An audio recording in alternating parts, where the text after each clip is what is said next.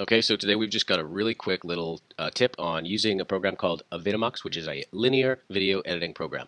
It is not a non-linear video editing program, which is what Premiere and Final Cut Pro are. It is a linear video editing program, which means I can edit in a straight line through a piece of film. So let's say, for example, I have a movie or something I shot on my video camera, and it's a big 2-hour long video, but there's only 10 minutes of usable material right in the middle of the film.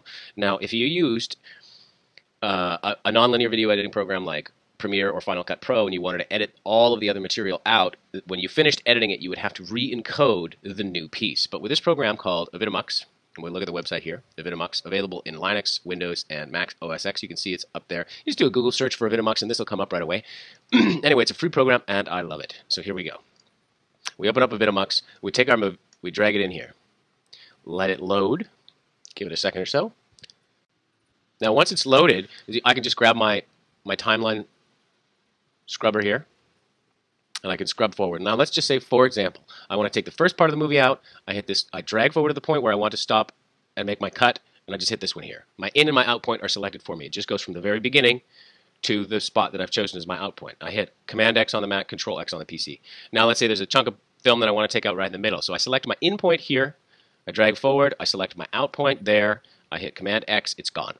I go, okay, now I want to remove a big chunk from the end. I don't want to see this guy's brains get blown all over the wall behind him. So I select this one, which chooses this is my in point, and the end of the movie is my out point. I hit Command X.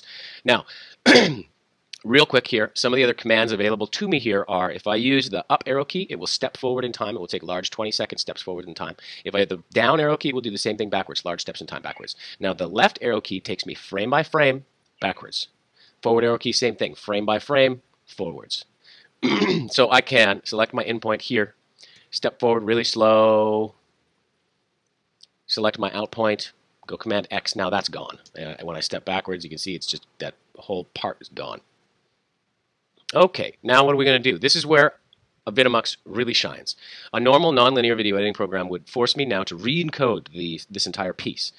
And that is very intensive on processing, and it's also very intensive on time. If you have an older computer, this could take hours, but what we're about to do, this is going to take entirely seconds to do. It's going to take all of those splices that we made, and it's only going to repair those places in the film. It's just going to repair the places that we sliced.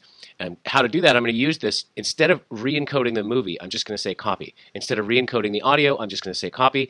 For my file format, I started with an AVI file, so I want to end with an AVI file. I'm not going to choose one of these other ones. I'm just going to use straight up AVI. I hit save. I choose my save location, and I type in tv.fix.avi.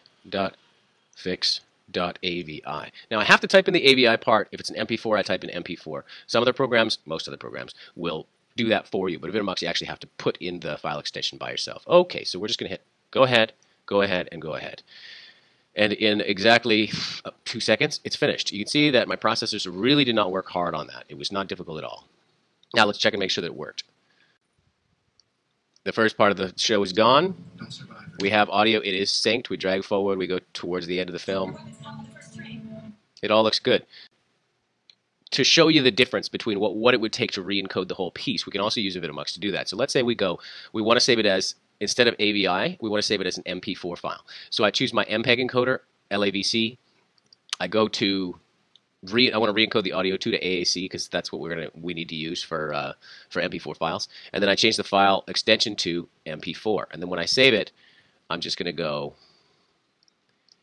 save it as TV fix, but I'm going to change this one to MP4.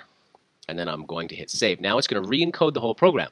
Now you can see here it says it's going to take 2 minutes instead of 2 seconds. So it's a pretty big difference. And now you can see my processors are all working really hard to do this.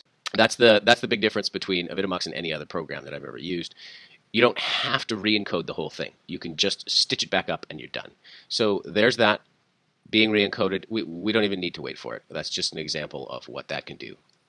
So we're going to go abort, and we're going to say thank you for watching, and enjoy your day. Bye-bye for now.